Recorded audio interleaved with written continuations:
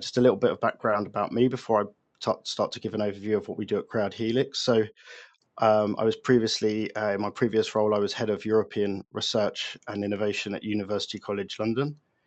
And around about 7 or 8 years ago, when I was in this position, we could see that there was a change in landscape for European funding, and that when you looked at all of the collaborative networks that were being funded by the EU going forward, it appeared that there was going to be a change in the types of projects and networks that the EU are going to fund, and that there was going to be much more focus on higher levels of technology readiness, more focus on innovation, more focus on impact, exploitation of work, and the Commission were less interested in funding networks that would be focused on early stage research. So when we looked around to see the types of networks that we had at UCL that enabled us to connect from a university with businesses to do higher level TRLs projects, we didn't really have any international networks that enabled us to do this. We had lots of networks in and around London, around the ecosystem of the university itself, but when it came to international collaboration that would link one sector to another, one discipline to another over different regions, we didn't have anything in place really to kind of form new relationships around this in a structured way. So what we did back then was we created Crowdhelix, and Crowdhelix is now fast tracking to today, to the present. We have nearly 500 member organizations in nearly 45 different countries. We've created a lot of new networks and partnerships between universities and businesses. And what I'm going to hopefully do today is to give you a snapshot of what we're doing at the moment and how we may be able to help you and your stakeholders in Taiwan hopefully connect with organizations in Europe to target this type of funding.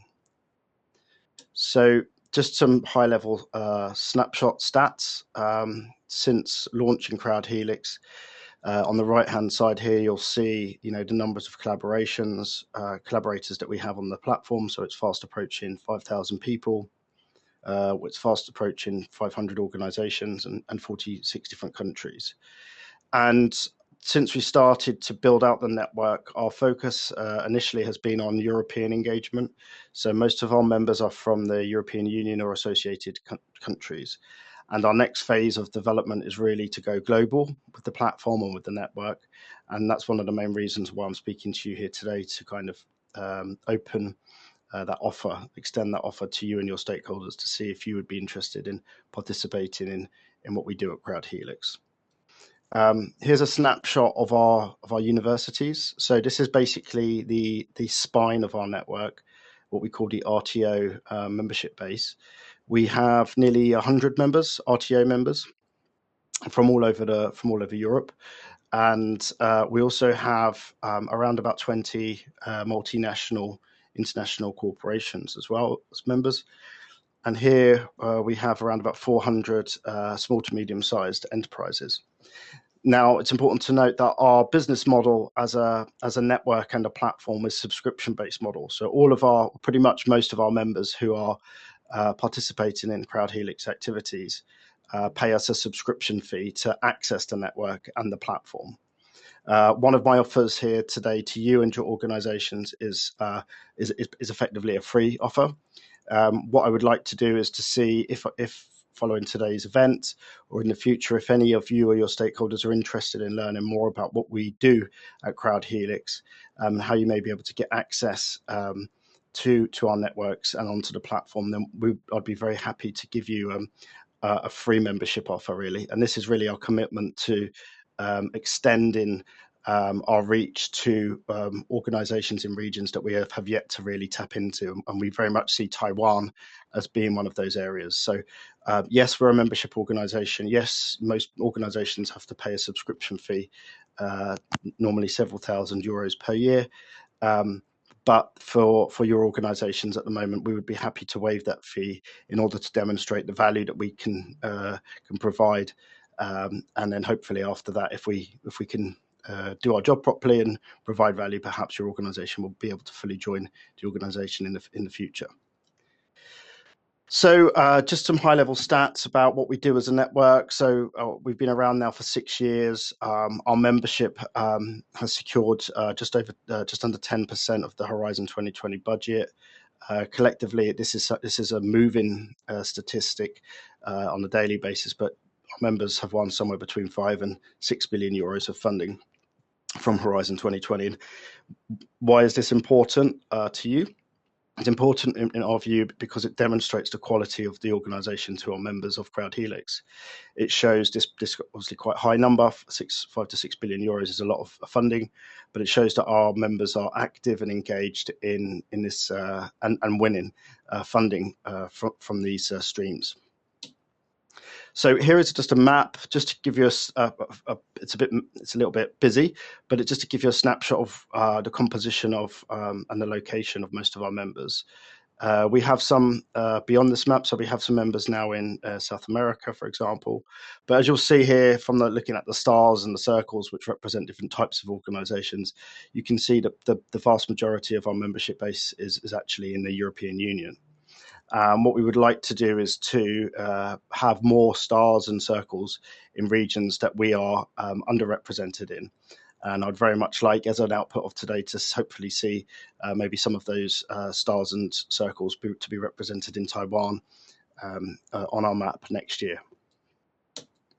So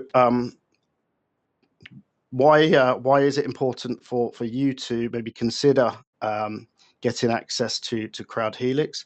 So from our side, what we've got at the moment is the next framework program will be starting, funded by the European Union in next year, so January next month. And this will run for 7 years, as I'm sure many of you already know. The budget for this has already been approved, and it's around about 95 billion euros of funding.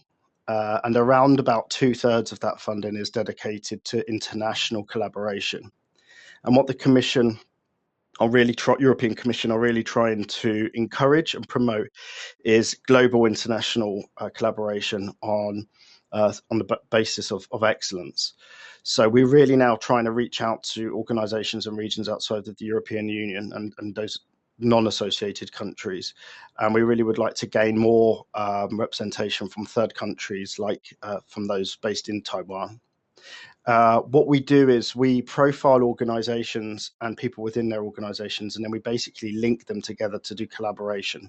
And I'll talk to you a little bit about that in a moment.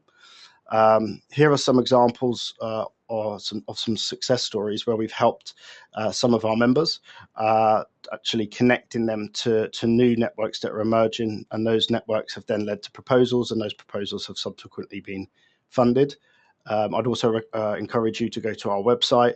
On the dashboard on our website, there's a tab called Success, and on that you'll see a whole list of success stories which have proven that what we do at Crowdhelix works. We don't have a huge amount of success stories for third country participation, mainly because our membership base is primarily EU based. But we're looking, as I said, I've already said, we're looking for this to hopefully change in the not too distant future, as we focus on more engagement from these regions. But I've just taken a snapshot here of one example of a recently funded project where Crowdhelix has connected to an organization in Brazil, obviously a third country, and that organization joined a network which was then part of a project, and that project was then subsequently funded. So it would be amazing next year and the year after if we had some examples like this, but for Taiwanese organizations and Taiwanese researchers. So if you think this is something that would be of interest to you and you want to get more involved in European funded projects, then please feel free to reach out. Just before I sort of finish what I'm talking about here on Crowdhelix, I just want to talk about actually practically how it works. So we are a network of organizations that are interested in doing research and innovation. We have about 500 member organizations from all over Europe.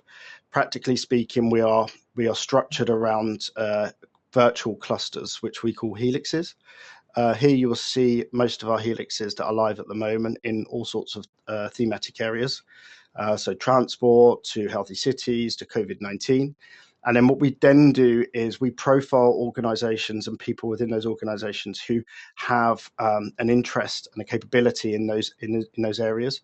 And then we bring together prospective coordinators that are looking to build teams to address these global challenges through innovation projects funded by the EU.